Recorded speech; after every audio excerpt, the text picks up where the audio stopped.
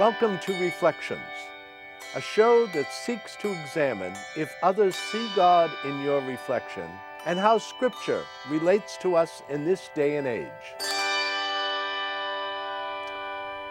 Peace and all God's blessings be with you. I am Father Bob Janine, the pastor of Mission St. Sergius in Bacchus, an all-inclusive, welcoming, and affirming ministry of the Order Franciscans of Mercy of the Reformed Catholic Church. Today, we are going to be meditating on the readings for Sunday, September 1st, the 22nd Sunday of Ordinary Time.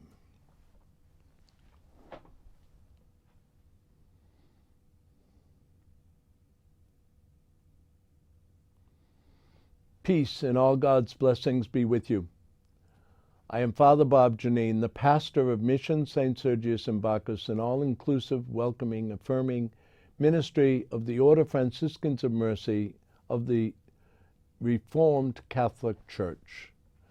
Today I have entitled my show, He Who Humbles Himself Will Be Exalted. And the readings for this week speak of two very important things for us to reflect upon as we go through the coming week.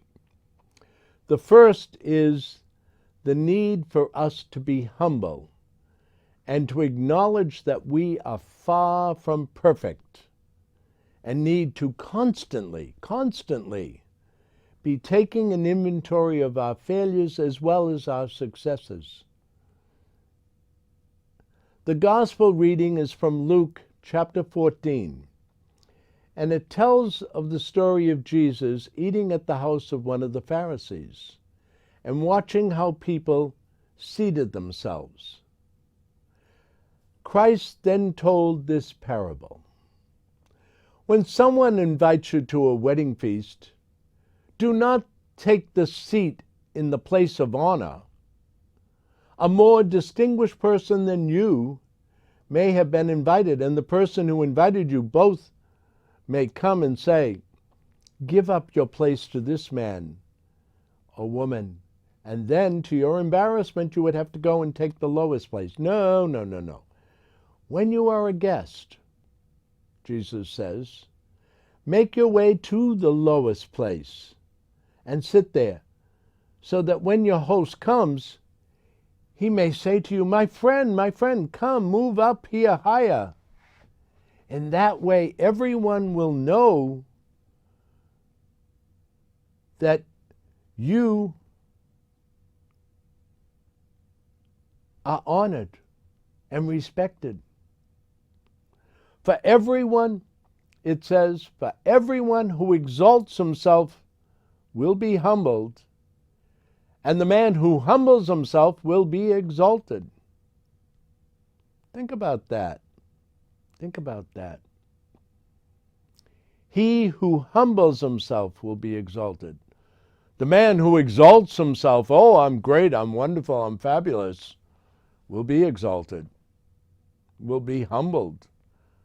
Oh, the proud man will be humbled, and the humble man will be made proud, in essence. And then Jesus said, when you give a lunch or a dinner, do not ask your friends, brothers, relations, or rich neighbors, for fear that they repay your courtesy by inviting you in return. No. When you have a party, invite the poor, the crippled, the lame, the blind. They cannot pay you back means you are fortunate, because repayment will be made to you when the virtuous rise again. What does that all mean? It simply means that by going and making sure that when you're going to give a party, you always make sure that you invite the people who are going to bring gifts, the people who are famous, and all of that. Oh, you want all those people surrounding you. And there are people outside your door who are hungry. and should have been invited in so that they could have a decent meal. It's like in St. Francis' time, when Francis went to Rome, it was tradition in those days for the poor to stay outside of the Church of St. Peter, in other words, what we now know as St. Peter's Basilica, and beg. And so Francis went and took off his habit and donned the same rags that the people there were wearing and begged along with them until his fellow brothers took and said, "Come on, we're on our way to see the Pope, come on," and stopped him. Or he would have stayed there all day and all week and all month. He was perfectly content and happy to be identified with the poor. And that's, in essence, that we need to also do that. We need to think about, who are we caring for? I mean, I'm a foodie. I admit it. I love good food, especially good Italian food, by the way. And I love to cook. But when I do cook, because I can't cook for one.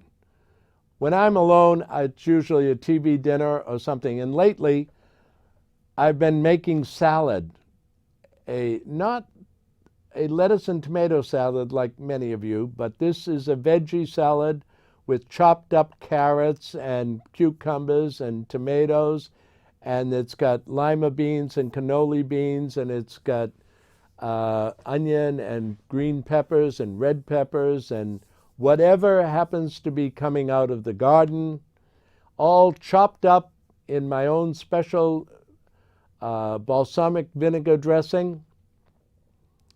And it stays good for weeks. I make up a big batch of it, and I share it often with people who I know don't get this sort of thing.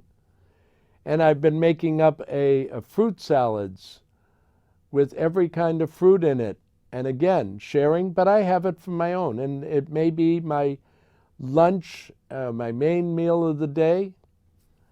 And, it's just when I'm cooking or doing something, I try to share it. What good is it for me, when I know that there are people out there who are hungry and in need? I need to be conscious, and I need to try to share and do what I can. The lesson of the gospel is that Christ is attempting to teach us humility. And that is a virtue that I would have to say I feel is almost completely and totally forgotten in this 21st century, especially with all the lies and the untruths that our politicians are constantly spreading in order to get elected to places in power, or that businesses tell in order to sell their products when their products aren't really as good as they claim they are, and increase, the main reason they're trying to sell things, increase the bottom line. Something costs $1 to make. Advertising is another, and so instead of selling it and making a profit at $5, they sell the item that costs $10 to make for $25. Therefore, they can make a lot more money. And if there are stockholders in their company, their stockholders will all get wonderful, glorious dividends. But the product is not really as good as they claim it is. But that's advertising. If you advertise something good enough, people will believe it, whether or not it's true. One of the difficult things for any of us is to admit we're wrong. And it's even much more difficult to ask forgiveness. All too often, when we ask for the person for whom we are seeking forgiveness, they're reluctant or unwilling. And that's one of the problems in our society today. Not only are people not doing well in asking forgiveness when they've made a mistake or told a lie, but others are not always willing to forgive. They'd rather have retribution. I've tried to ask forgiveness from certain people for things I felt I did wrong in my life. And they're not willing to forgive. They're not willing to forgive. And it's remained that way for years and years. No matter how I tried, I finally stopped trying. God knows I've asked forgiveness. And as far as I'm concerned, that's what counts. In the first reading from Ecclesiasticus, chapter 30, we are told the following: "My son, be gentle in carrying out your business, and you will be better loved than a lavish giver. The greater you are, the more you should behave humbly, and then you will find favor with the Lord. For great though the power of the Lord is, he accepts the homage and with tremendous humility. There is no cure for the proud man's malady, since an evil growth has taken root in him." We're being told that people who are proud and feel that they are greater than they are, who feel that they're an emperor or a king and the best in the world, Jesus says an evil growth has taken root in them. Think about that, my dear brothers and sisters. Today, many people spend their time in pursuit of pleasure, wealth, power, and prestige, often using lies and innuendo to achieve their goals. It seems to me that the powers of evil are winning out in the battle between God and the evil one. Now, in my heart, I know this can't be, but that's the way it appears. And I think it appears that way because God is trying desperately to have people who have turned their backs on God to return. Because one person has the great gift of great knowledge, this does not make him any better than the person who has the gift of tilling the fields and producing great harvest. There are many gifts that God has given people. Some people are great artists. Some of the artists are great with watercolors, others with temperas, others with oils, others with pen and ink. They're all artists, but some are greater in one field than another. And some people are great musicians. Some are great poets. Some are great authors. Some are great teachers, great doctors, great nurses. God has given each and every one of us a gift. And we are called upon by God to share that gift, not hoard it, but share it, give it out.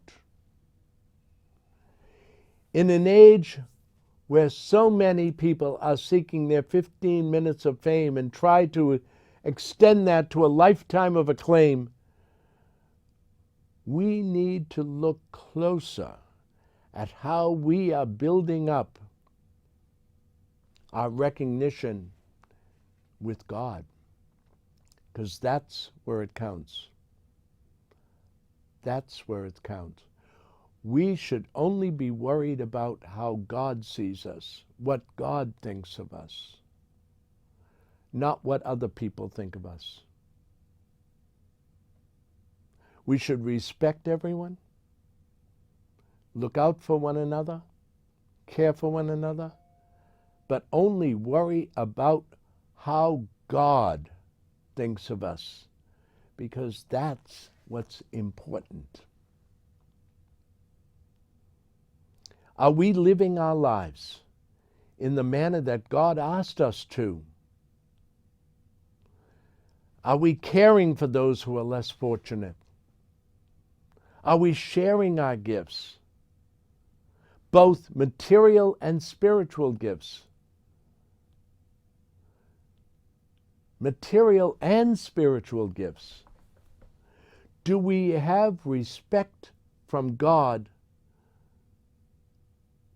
for how we are respecting His creation, our planet Earth?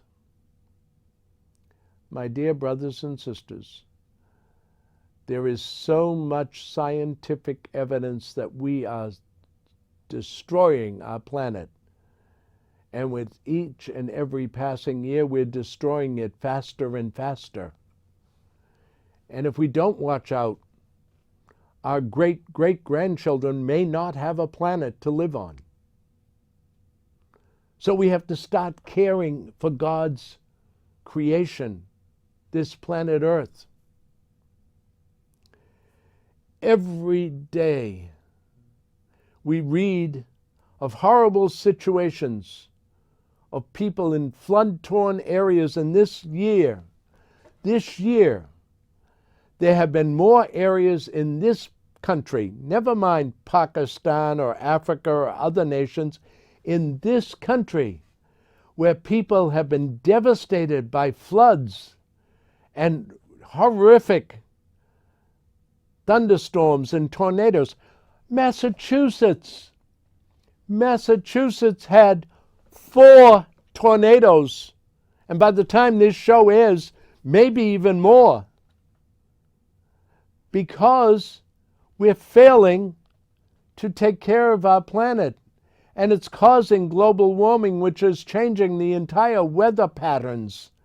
Our ocean off the Boston Harbor, the waters are the hottest they've ever been in the month of July, and who knows what they are now.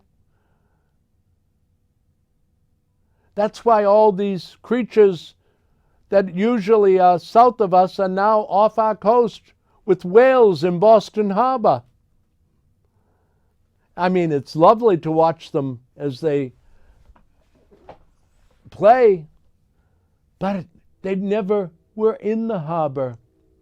Our waters have never reached the temperatures they are. Shark sightings have increased tenfold.